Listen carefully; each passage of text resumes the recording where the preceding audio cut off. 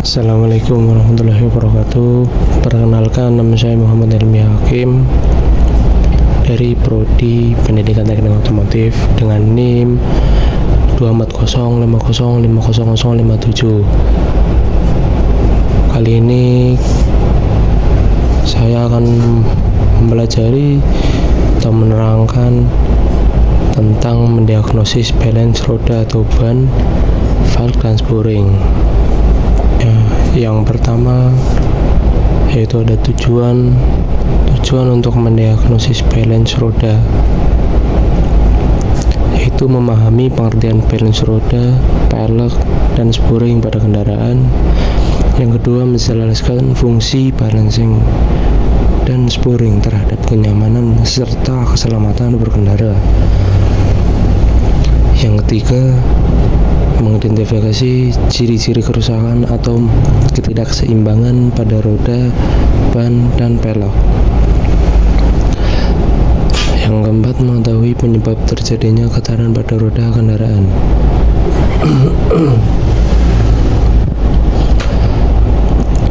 Masuk ke pengertian balance roda. Balance roda adalah proses menyeimbangkan roda putaran stabil dan tidak menimbulkan getaran saat kendaraan berjalan. Pelek merupakan bagian roda yang menjadi tempat pemasangan ban dan berfungsi menopang beban kendaraan serta menghubungkan ban dengan sistem roda. Sedangkan spring adalah proses penyetelan sudut roda agar posisi roda tetap sesuai standar pabrikan sehingga kendaraan dapat berjalan lurus, stabil, dan ban tidak cepat aus. Masuk ke fungsi. Yang pertama, fungsi balance roda yaitu menghilangkan getaran pada setir, membuat ban aus merata, menambah kenyamanan berkendara, dan yang terakhir memperpanjang umur bagian komponen suspensi. Perbedaan fungsi yaitu antara balancing dan spring. Balancing menyeimbangkan bobot putaran roda, tanda perlu dibalance. Setir bergetar pada kecepatan tertentu. Jika spring mengatur sudut geometri roda agar sejajar 4 roda. Tanda perlu spring adalah mobil lari ke satu sisi atau setir tidak lurus.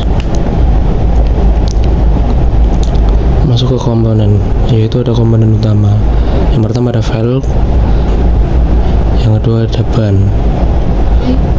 Valve adalah dasar roda tempat ban dipasang, menopang beban dan berputar pada sumbu. Ban adalah karet bundar yang menempel langsung pada permukaan jalan. Masuk ke komponen balancing roda. Yang pertama ada timah pemberat, wheel weight atau bal-balan. Komponen utama yang ditempatkan pada valve untuk menyeimbangkan titik berat roda seringkali disebut timah atau bal-balan. Gambar seperti ada yang di bagian kiri. Yang kedua ada mesin weight balancer, alat untuk mendeteksi ketidakseimbangan pada sisi kiri, tengah, dan kanan roda. Gambar seperti yang tertera.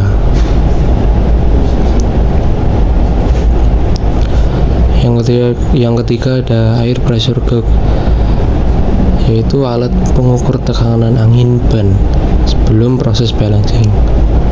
Gambar seperti berikut ini. Masuk ke komponen spring. Yang pertama ada chamber. Chamber adalah sudut kemiringan roda bagian atas ke dalam atau luar jika dilihat dari depan. Chamber positif jika bagian atas roda miring keluar dan negatif jika miring ke dalam. Yang kedua ada caster. Caster adalah sudut kemiringan sumbu kemudi kingpin jika dilihat dari samping. Caster membantu stabilitas di kecepatan tinggi dan kemampuan setir kembali ke posisi lurus. Masuk ke komponen suspensi dan kemudi. Yang pertama ada T-Rock and Rack End, yaitu komponen kemudi yang diatur untuk mengubah sudut kelurusan roda. Berikut gambar komponen tersebut dan penempatannya.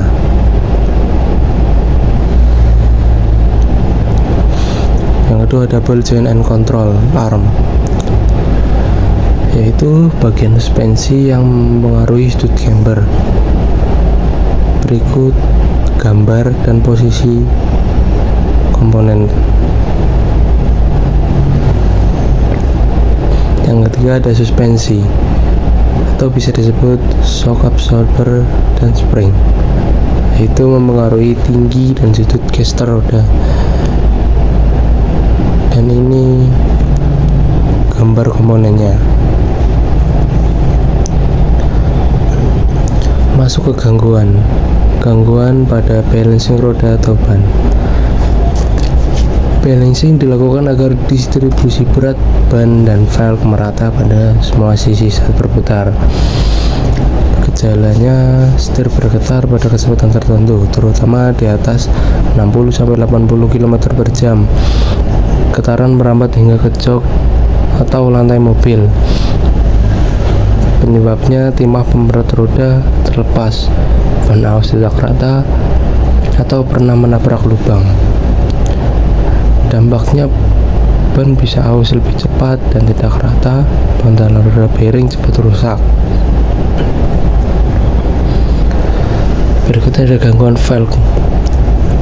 Velg yang rusak atau tidak simetris akan membuat proses balancing sia-sia.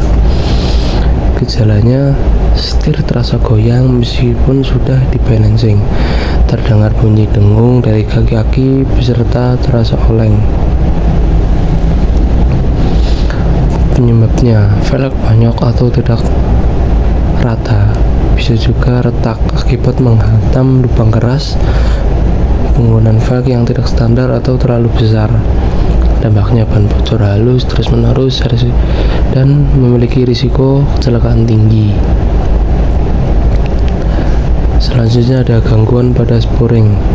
Sporing adalah menyelaraskan sudut-sudut roda, camber, caster maupun agar sesuai spesifikasi pabrik. Gejalanya, mobil lari atau menarik ke satu sisi meskipun setir lurus. Setir tidak kembali ke posisi semula setelah berbelok. Setir terlihat miring padahal jalan lurus. Penyebabnya sering melewati jalan rusak, menabrak trotoar atau lubang, atau setelah penggantian komponen kaki-kaki T-rod dan rack end. Dampaknya ban botak tidak merata atau bisa disebut makan di dalam atau luar. Konsumsi bahan bakar lebih boros. Itu ada evaluasi.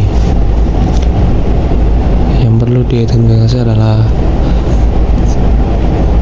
perlu balancing jika setir bergetar pada kecepatan tertentu, terutama di atas 60-80 km per jam, dan ban aus tidak merata.